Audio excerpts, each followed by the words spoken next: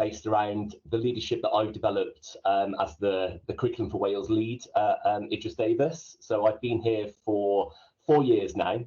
Started off as sort of head of science slash assistant head, and took on the role of starting the pilot project really 3 years ago now for the science and technology AOLE. So I was the facilitator of that sort of key area for it. And what we wanted to do is use it as an approach to see what worked, what was going to work, what wasn't going to work, before we rolled it out to the rest of the AOLEs within the school then. From that then, so 2 years ago, I was then put whole school responsibility of the implementation in the primary and the secondary phase. Because we're an all-through school, obviously we wanted the continuity from our lower phase all the way up really for it. So that was the sort of interest that I had in moving the Curriculum for Wales forward, making sure that this sort of radical new approach was going to actually be different and wasn't just going to be a regurgitation of just another curriculum for it. So in terms of the actual task itself, we decided that we were going to implement from 2022. We weren't going to defer for a year. And obviously the primary phase had to do it in 2022 as well anyway for it. So there are key areas of the sort of leadership aspect that I wanted to look at. First of all, I wanted to do a lot of work with the, we call them the facilitators of each of the AOLEs, and make sure that they had bespoke support for what they were doing. We used the science and technology, and we really emphasised that we weren't saying that this was the perfect approach, but it was something that we were doing, and we were identifying the challenges and what worked really well, so the celebration of what worked well as we move forward, so that we did have this continuity across the school and the phases. I also wanted to make sure that there was professional development for all the staff as well. This has been probably one of the biggest areas that we've taken on as part of the school and as part of the SLT.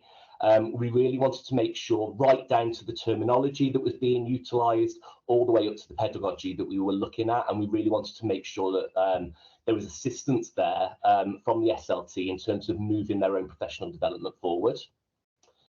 Obviously, we wanted this continued evaluation of the AOLE implementation as well, and I'll talk more about that later on. And then also the development and the refinement. So everything that we're doing now it's all working documents, it's all working theories and ideas, and they're going to change, they're going to develop, and we're going to refine them and move them on and hopefully improve them as we continue forward as well for it. So in terms of the actual AOLE development, one of the big things that we wanted to do is make sure that everyone was on the sort of same page with it. So once we'd finished the science put together was a sort of checklist really. What lots of staff were saying is we just don't know what we're meant to do, because we weren't getting any information from Welsh Assembly Government. We weren't being told which way to do it. Obviously, we wanted to make it that was unique for our school and unique for our community and unique for our pupils for it. So we came up with a sort of general checklist really, which was based around some of the key aspects that we wanted to look at. So like I said, some of this was going to be the vision. That's where we started our sort of journey with it. And what I wanted to make sure that this list as well was not, just a simple tick list of what you've done. We wanted to rag rate it, and we wanted to do something that we could keep referring back to and keep adding to as well. So we started with the AOLE vision, and I'll talk about that in a second, because that was probably one of the biggest areas of leadership that we looked at. We then looked at the terminology, making sure everyone was okay with the vocabulary and where it was going to be located in their planning. We decided as a school then that we were going to develop sort of big contextualized questions for each of our topics. Initially, this was different in the primary phase. And so when I sat down with the primary phase and went through it, eventually we came to an aspect which had this sort of hybrid model of topics and big questions that were contextualized as well. That was then influenced by pupil voice, by teacher voice, by governor voice, actually by quite a lot of stakeholders as well, and obviously with a big influence from our parents as well. We're quite a close-knit community in terms of our cluster schools that we've got and the parents that we've got. So we wanted to make sure that they had a big influence in what we were doing. We then looked at how schemes of work were going to look. We wanted to have something that was going to be consolidated for each AOLE area.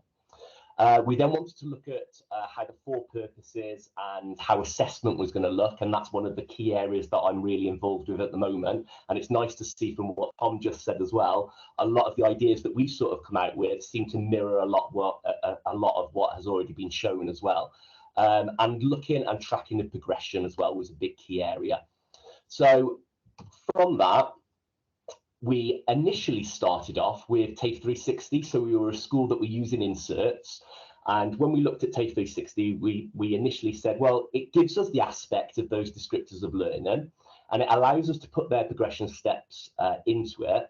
However, we didn't want it to be this tick list. We knew that from training that we didn't want it to be this tick list approach. So now we use TAFE 360 just for tracking and cross-referencing.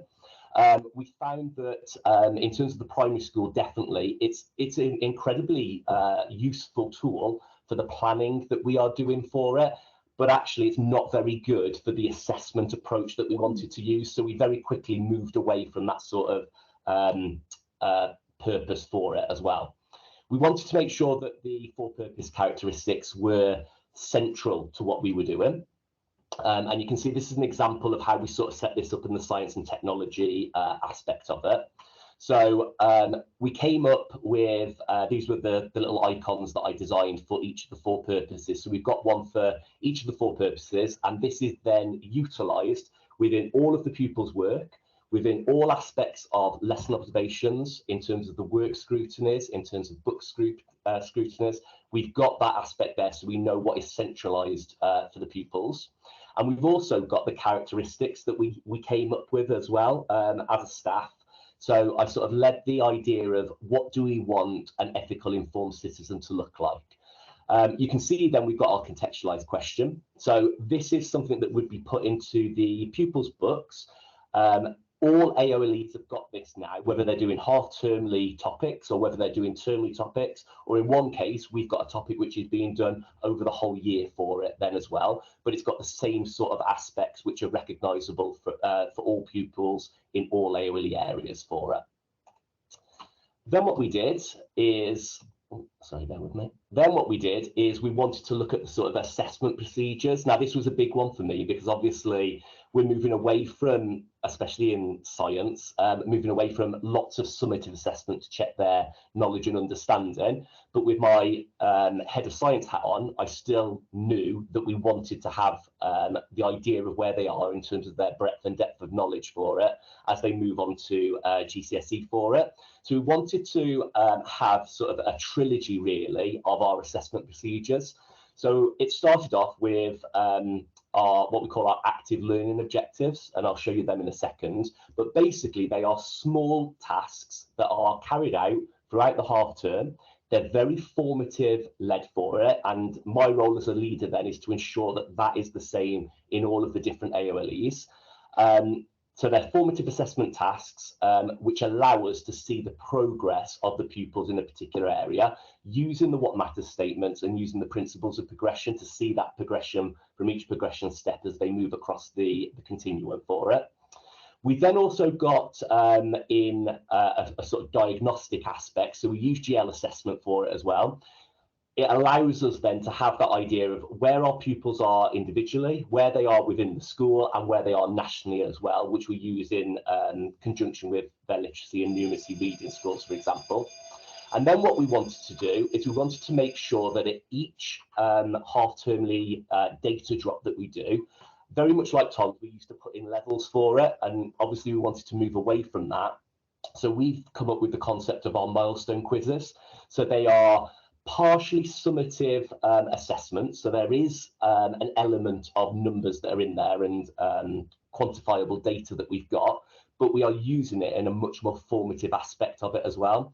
And coming back to the TAFE 360, we wanted to make sure that we had that because we use Brunner's spiral, so we know that they're going to be hitting certain aspects of both the knowledge aspect of it, but also the more formative assessment, using it over and over again. So we've tried to plan that into our learning as well for it. So we eventually came up with sort of an assessment grid. This was a work in progress. It's what works for us at the moment for it.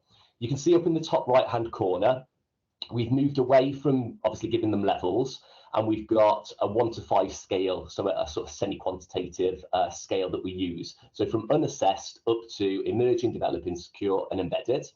Now, initially, we weren't going to have these descriptors of learning. I think we knew that they were wrote in as I can statements, but we knew that they were for teachers really for it and to check what we were doing. But we wanted to keep them on there so that when the teacher is marking their work, they can actually refer back to this relatively quickly. So for our half term 6, how can we promote and protect a perpetual planet? I know that we're going to be looking at these what matters statements from being curious, biology, chemistry and physics, or living around us, matter in universe and forces and energy. And that's initially where we sort of stopped. And then we had a pupil and teacher rating that was then done.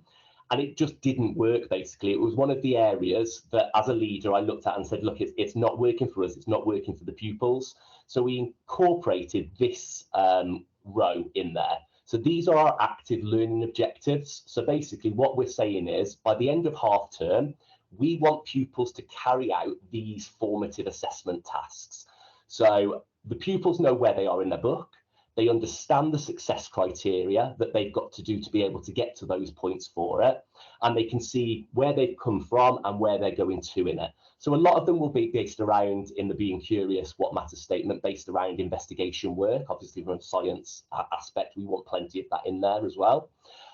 Through to links to businesses and links to careers that we've got that parents have sort of lent themselves to it, or trips that we can go on for it.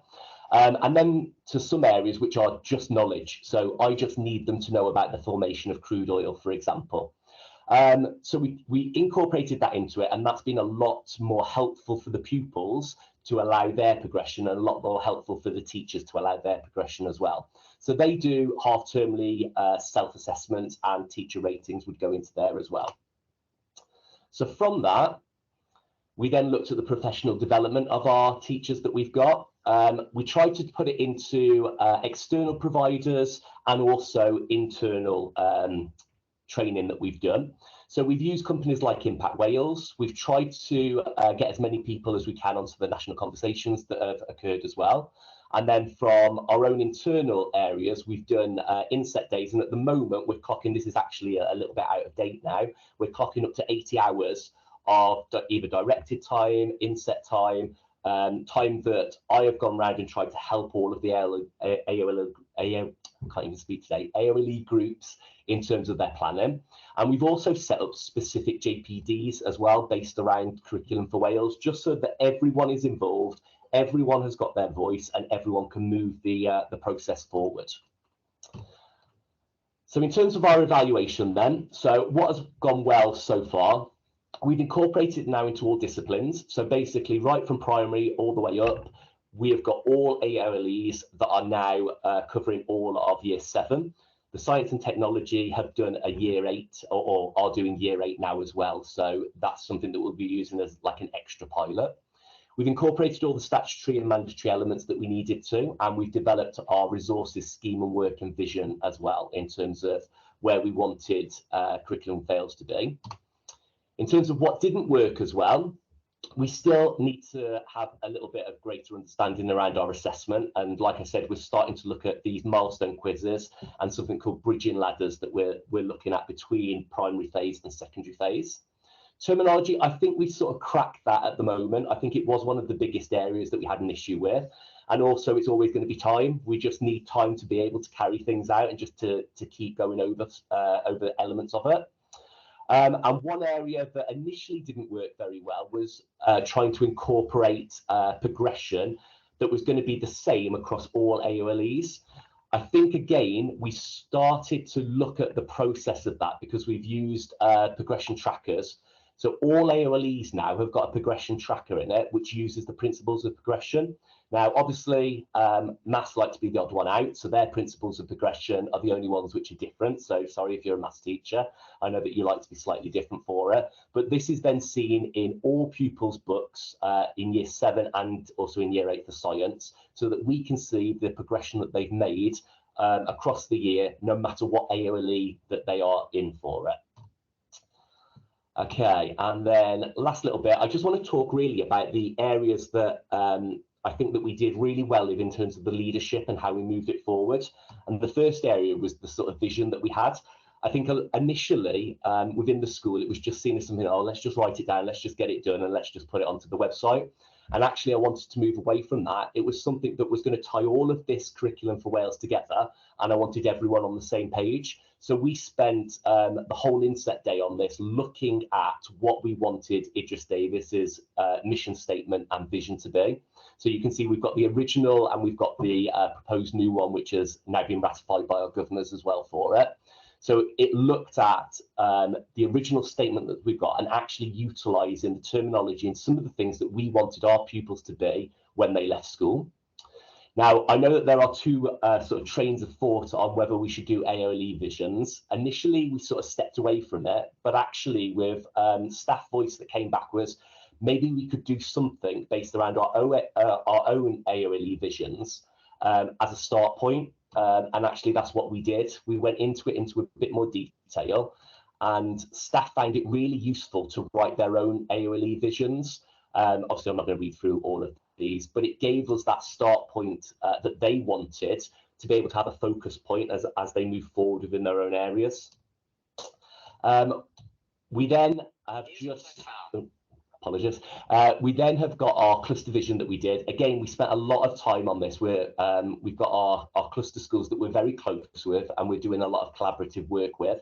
And so we sat down, we came up with this idea of what we wanted them to have as we were working together and expanding the horizons and making sure that we've got success for all as we move forward for it. And again, I'm not going to read through all of that, but that's just the idea that we came up with for the cluster vision for it. So obviously then with the promotion of the work that we've done, currently we've got classroom displays, we've got bookwork, we've got the PowerPoints, everything has got those 4 purposes based around it now. They've been incorporated into the lesson observations and the work scrutiny pro formas as well. We've made sure that within classroom displays, pupils have been fully immersed with what the 4 purposes are and the characteristics of those 4 purposes and how we try to make progression and why we are doing it. What skills do we want them to achieve as we move forward and as they move forward throughout the school. So we use Dr. Ice within the school as well, and we've tried to incorporate that into the thinking of Dr. Ice as well. It's something that we do a lot of work with Striga as well in terms of Dr. Ice for it.